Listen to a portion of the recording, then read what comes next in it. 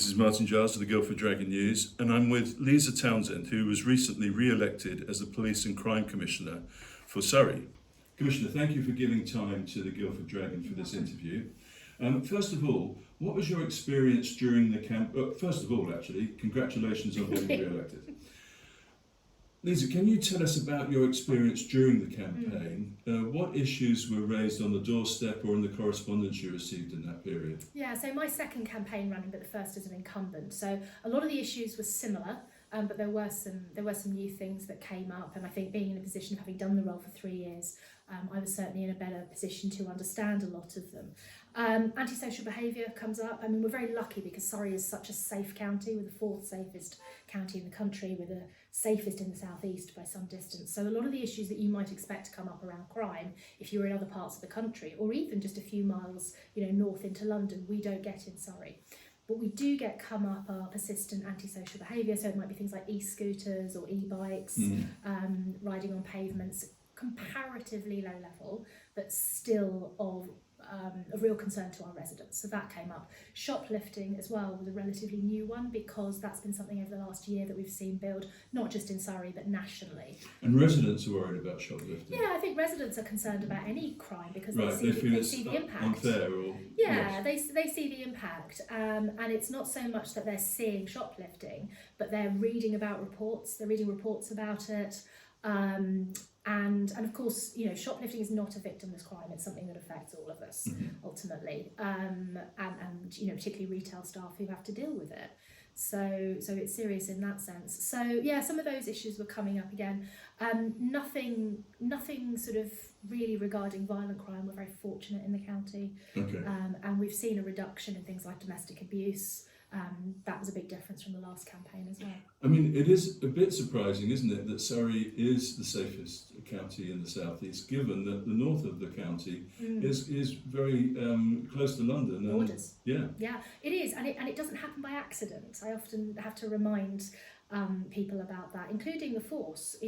We're not the safest in the southeast by sheer accident or luck. It's because the force work incredibly hard at keeping it that way. And those towns and areas that do border with London, when you think about Walton-on-Thames or Staines, Stanwell, some of those places which are very, very close to London, the force work very, very closely with Metropolitan Police to make sure that we are keeping any crime that is happening in London on that side of the border, and making sure that we're not importing the crime, and where it is coming in that we're working really hard to tackle it. County Lines is a really good example of that. Okay, now with Sussex we have a very close relationship, the police do, they share some resources. Yes.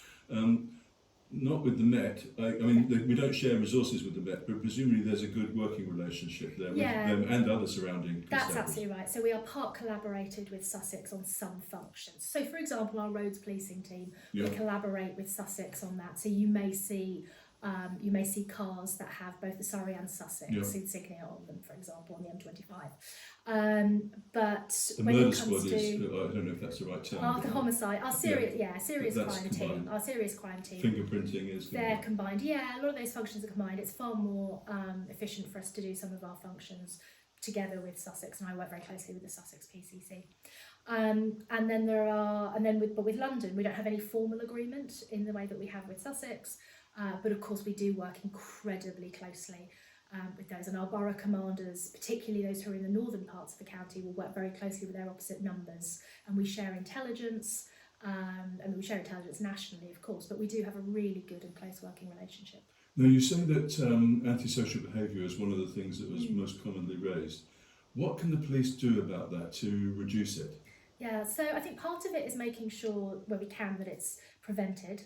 So there's a brilliant scheme happening at the moment somewhere in Red Hill, again, somewhere relatively close to London. They do get, because of the college, they do see people come down from London. So it's called Clear, Hold, Build. So the clear part is around the police going in and clearing the area of any sort of criminality that's present there, including antisocial behaviour, and then holding that area, and then building is where we work very closely with partners, particularly local authorities. So that clear part is happening in Red Hill at the moment, for example.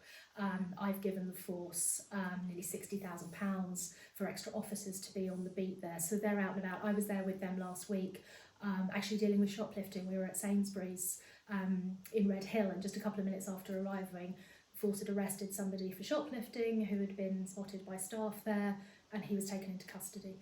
Okay. So I think that's something that police can work with. What as well. about, for instance, graffiti? Which Yeah. what should a resident do if they're concerned about graffiti? So graffiti is something that, for example, you would contact the council about first. Right. Which council?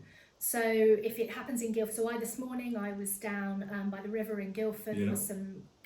There's some graffiti down there. Whereabouts? By the Walnut Bridge? Yes, that's right. Exactly. So Guildford Borough Council would be your first. In fact, if you go on their website, you should find a fairly easy way of reporting. Is it down then there. though? Because sometimes I've contacted them and they've said it's Surrey County Council because it's a bridge.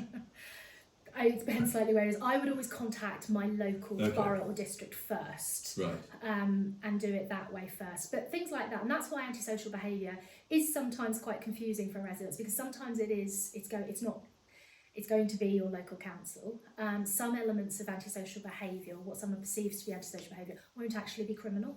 Okay, no. Yeah. But graffiti can make can give an atmosphere to an area, which some might find threatening. Yes. And that's why I think it's really important. So a lot of the work that this office does, in fact, really the bulk of the work that this office does is around that commissioning piece. So we've just secured, it's just over £250,000 actually, it's £270,000 of Safer Streets money from the government for Guildford Town Centre. Right. And it is specifically to spend on Guildford Town Centre dealing with antisocial behaviour, dealing with areas where women and girls don't feel particularly safe. And looking at ways that we can deal with things like graffiti, and whether that's making sure there are youth programmes available, which is another part of the commissioning we do, or whether it's working together with the council to clean up those areas. Okay, and you mentioned shoplifting too. I've heard some people that are involved in the management of shops complaining that they don't get enough support from the police.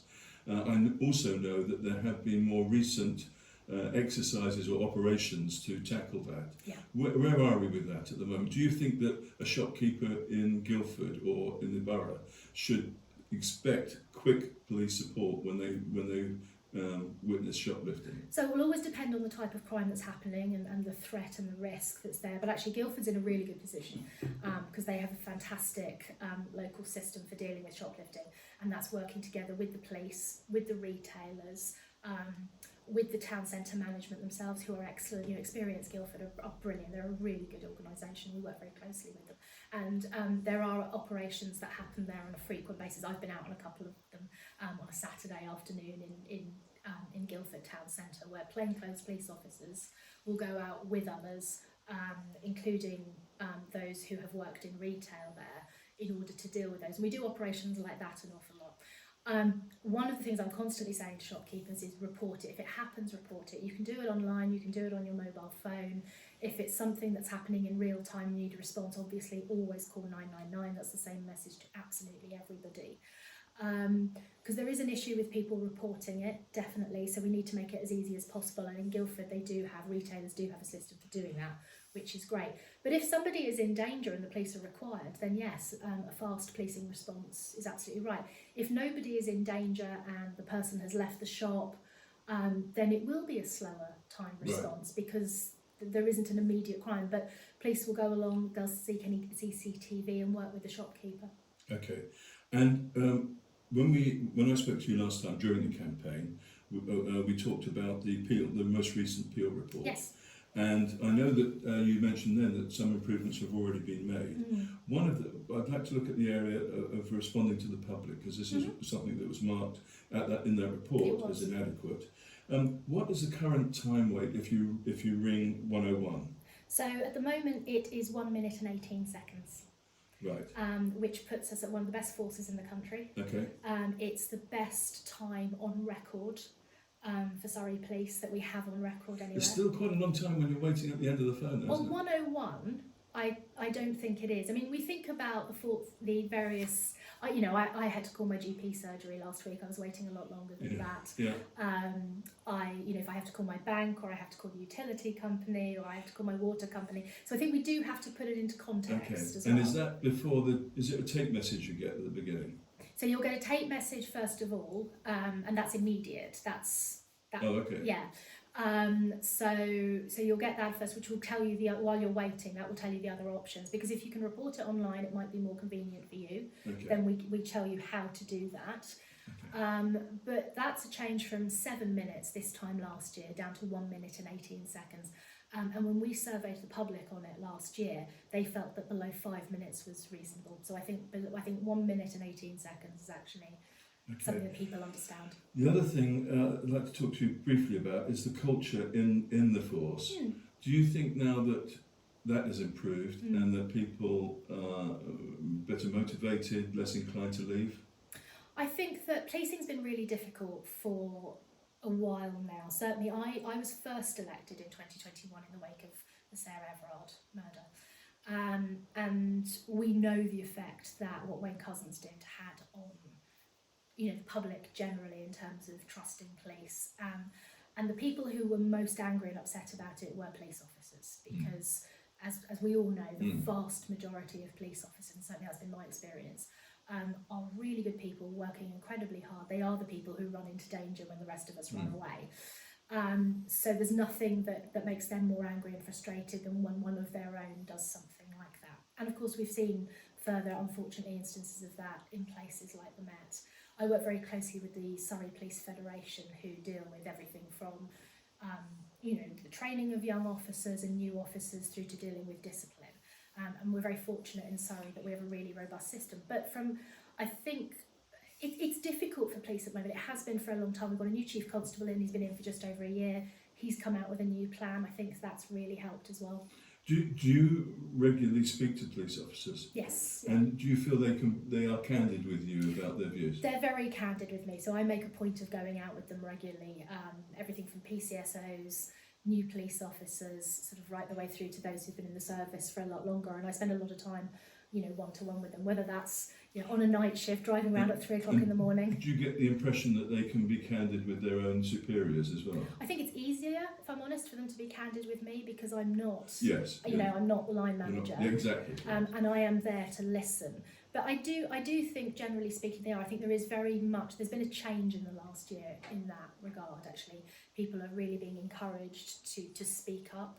And there's been a whole campaign in the force around it. So, for example, if you are thinking of leaving, or if you think one of your team is thinking of leaving, have that conversation proactively. And is pay a big factor? It's not as big a factor as you might imagine, because nobody comes into policing thinking that they are going to make much money from it. Unfortunately, the cost of living crisis has hit everybody, and police officers included. And unfortunately, police officers and staff are one of the groups that are more likely to use things like payday loans. So it's really important that your training around that and education is given as well. Pay doesn't come up as much as you might imagine it would. Okay. Now, we're a couple of yards from your desk. Yes. Can you tell me, what are the two highest priority issues on your desk at the moment? I think antisocial behaviour is definitely one of them. It's something that the Chief and I are working closely on in terms of the force's response to it. And also working very closely, obviously, with my commissioning team to make sure that we're bringing the right money into the county for that. And the other one is putting together the police and crime plan for the coming years. So we're just about to launch consultation on that as well, because I want to hear everybody's views. I listened to people during the election, of course. As I've said to you before, no massive surprises there. But now we're going to start getting into the detail a little bit more, and I want to hear what people want to see in that. Lisa Townsend, thank you very much. Thank you, Martin.